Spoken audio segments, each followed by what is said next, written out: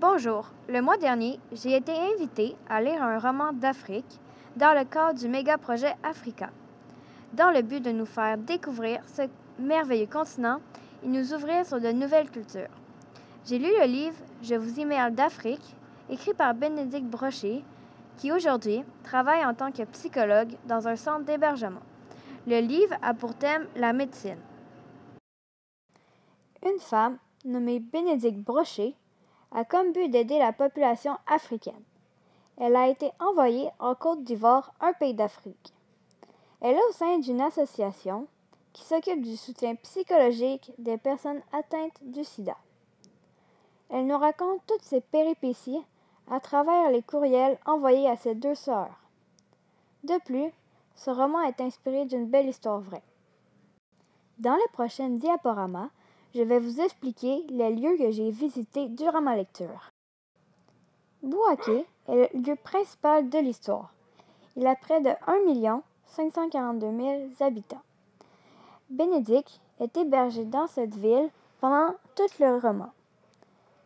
Il y a un relief plat et un climat tropical humide. Dans la ville de Toumodi, elle y déguste la spécialité locale. La température de la ville varie entre 26 degrés et 30 degrés. Il y a environ 127 825 habitants. Selon Bénédicte, cette ville n'a pas beaucoup d'hygiène. Elle y passe tout le midi avec ses amis. Les deux nouvelles meilleures amies se dirigent dans cette magnifique ville pour un seul but, prolonger le visa de Bénédicte. Dans cette ville, la température varie de 28 à 30 degrés Celsius. Là-bas, il y a des œuvres d'art, des reliques culturelles et des objets artisanaux exposés au musée de la ville. Les deux filles prennent un taxi pour revenir de cette incroyable ville. Mon journal culturel. L'agouti est un repas très mangé en Côte d'Ivoire. Sa correspondante, Laurence, lui en a cuisiné un repas. Malheureusement, Bénédicte n'a pas vraiment apprécié. L'agouti est un mélange entre un lapin et un rat.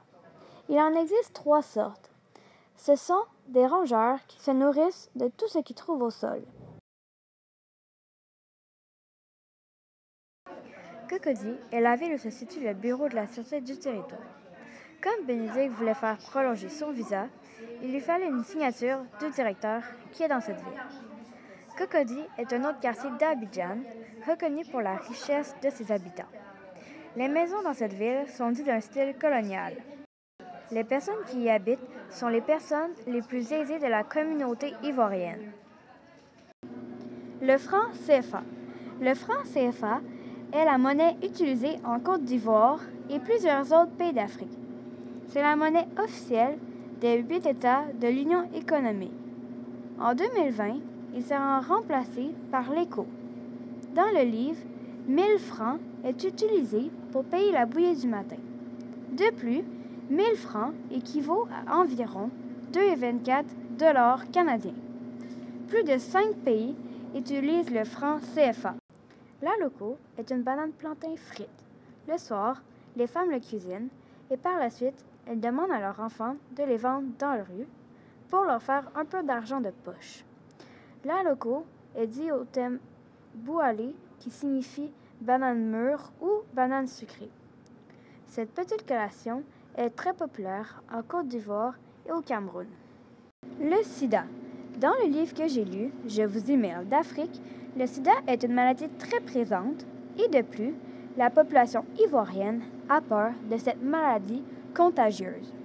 Le sida a commencé en 1981 en Belgique. Ce virus attaque le système immunitaire et se transmet par le virus appelé VIH. Durant ma lecture, j'ai ressenti de nombreuses émotions, telles la tristesse, car j'ai remarqué que nous ici au Canada, nous ne sommes pas en difficulté comparé à eux. Nous sommes inquiets lorsque nous avons une simple petite graphine, tandis que eux, ils n'ont même pas les moyens de se payer des soins particuliers. Parfois, il y a des passages dans le livre où des personnes sont décédées à cause du peu de matériel à quoi ils ont accès. Grâce à ce livre, j'ai appris à ne pas paniquer à chaque petite blessure et prendre soin de ce qui nous entoure. Je vous conseille fortement de lire ce livre et laissez-moi savoir ce que vous en pensez.